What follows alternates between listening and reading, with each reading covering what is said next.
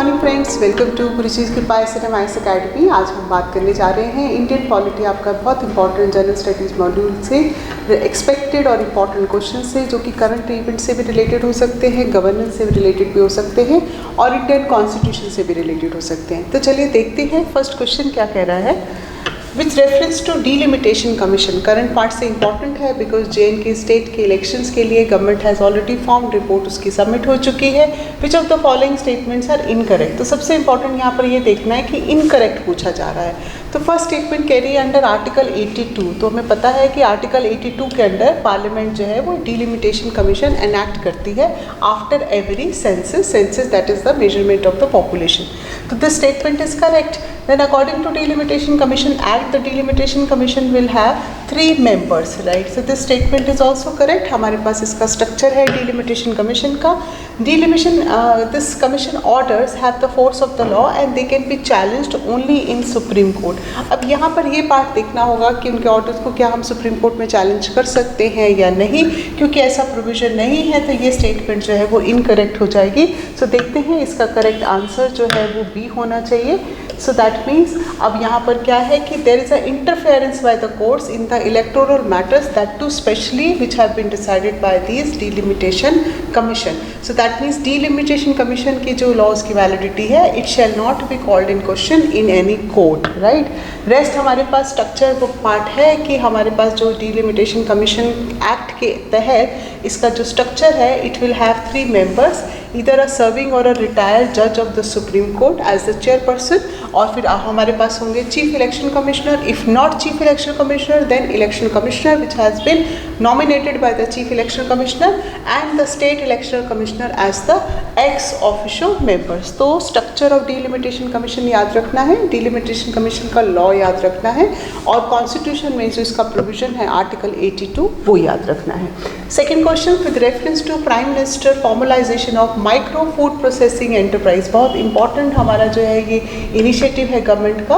Which of the statements are incorrect, यहाँ पर भी यही पूछा जा रहा है which of the statements are incorrect. So ministry, it is a scheme implemented by ministry of agriculture and farmer welfare under this project, हमारा national flagship programme of आत्मनिर्भर भारत, राइट। तो this is correct because it is under coming under this also. यहाँ पर एक confusion और part हो सकता है कि may be food processing ministry की ही ये स्कीम ना हो।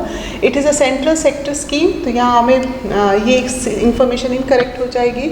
हम बार टाइम एंड अगेन डिस्कस करते आ रहे हैं कि सेंटर स्पॉन्सर स्कीम्स और सेंटर सेक्टर स्कीम्स में डिफरेंस है। स्पॉन्सर स्कीम्स में स्टेट और सेंटर की फंडिंग में शेयर रहता है, right, may be 90-10, may be 50-50, 60-40, 70-30। और सेंटर सेक्टर स्कीम्स वो स्कीम्स हैं जिसमें 100% फंडिंग जो है वो यूनियन गवर्नमेंट से होती है।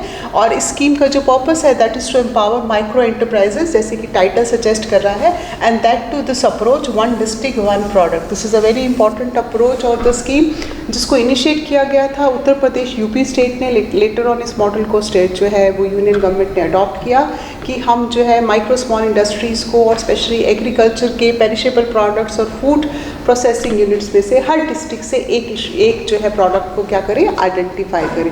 इसमें फ्रेंड्स हम रिलेट कर सकते हैं हिमाचल स्टेट में भी Sirmaur district has got so many awards in this context by because वहाँ पर हमने गार्लिक और जिंजर को जो है वो आइडेंटिफाई किया for one district one product approach, right, ठीक है। तो इसमें हमारे पास जो है इनकरेक्ट इन्फॉर्मेशन जो है दैट विल बी, ये सेकेंड स्टेटमेंट हमारे पास इनकरेक्ट है। इसका मतलब हमारे पास जो आंसर है इसका सेकेंड इज इनकरेक्ट।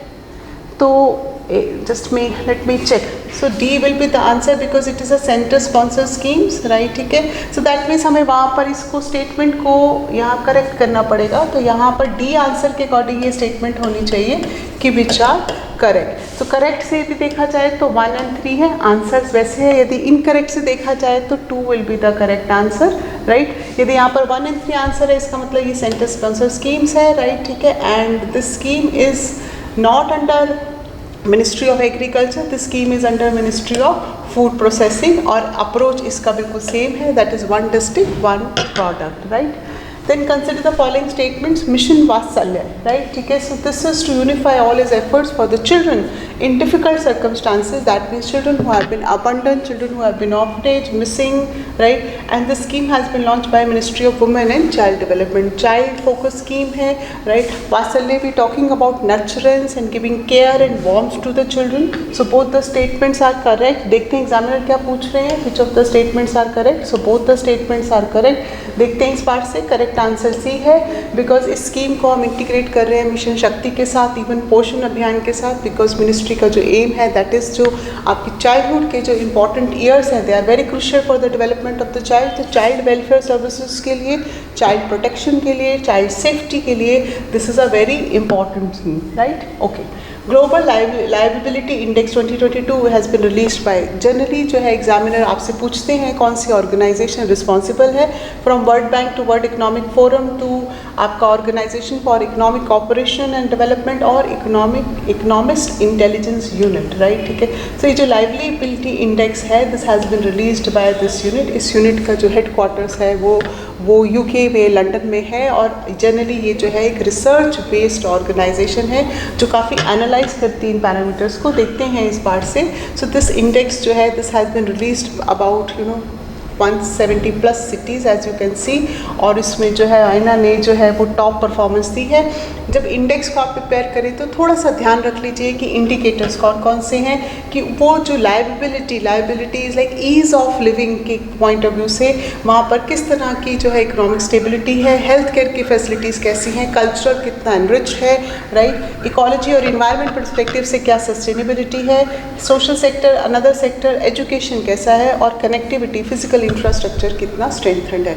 तो ईज़ ऑफ लिविंग जो है वो फैसिलिटेट हो जाती है यदि कोई भी सिटी जो है सोशल सेक्टर, हेल्थ पर, एजुकेशन पर, कल्चर पर और इकोनॉमिक स्टेबिलिटी और as well as environmental stability पर काम करता है. लास्ट क्वेश्चन देखते हैं. With reference to Mahatma Gandhi national rural employment guarantee scheme, that means हम मनरेगा की बात कर रहे हैं, which of the following statements are correct. तो यहाँ पर एग्जामिनर आपसे पूछ रहे हैं. सो इसका जो मैंडेट है that is to provide at least 150 days. हमें पता है कि हमारे पास राइट टू एम्प्लॉयमेंट है, तो क्या ये राइट टू एम्प्लॉयमेंट 150 डेज है, 100 डेज है, 130 है, 120 डेज है. तो यहाँ पर ये स्टेटमेंट तो पहले ही गलत हो गई, क्योंकि ये 150 डेज नहीं है, ये 120 डेज हैं. One of the objective is to strengthen Panchayati Raj institutions. Yes, it is a very important objective of this particular scheme. It is implemented by Ministry of Panchayati Raj. No, it is implemented by, as you can say, Ministry of Rural Development. दो coordination रहता है, but इसकी जो nodal agency है वो ministry of rural development है. तो देखते हैं एग्जामिनर आपसे पूछ रहे हैं which of the statements are correct. So code से यदि देखा जाए यहाँ पर तो हमारे पास first and third statement correct होनी चाहिए. फर्स्ट एंड थर्ड के अकॉर्डिंग हमारे पास यहाँ पर सेकेंड एंड थर्ड करेक्ट होनी चाहिए, बिकॉज आपके पास जो फर्स्ट स्टेटमेंट हमारी इनकरेक्ट है. प्लीज़ फोकस इट, बिकॉज हमारे 120 डेज नहीं है. सेकेंड थर्ड के अकॉर्डिंग हमारा जो इसका करेक्ट आंसर है वो हमारे पास सी होना चाहिए.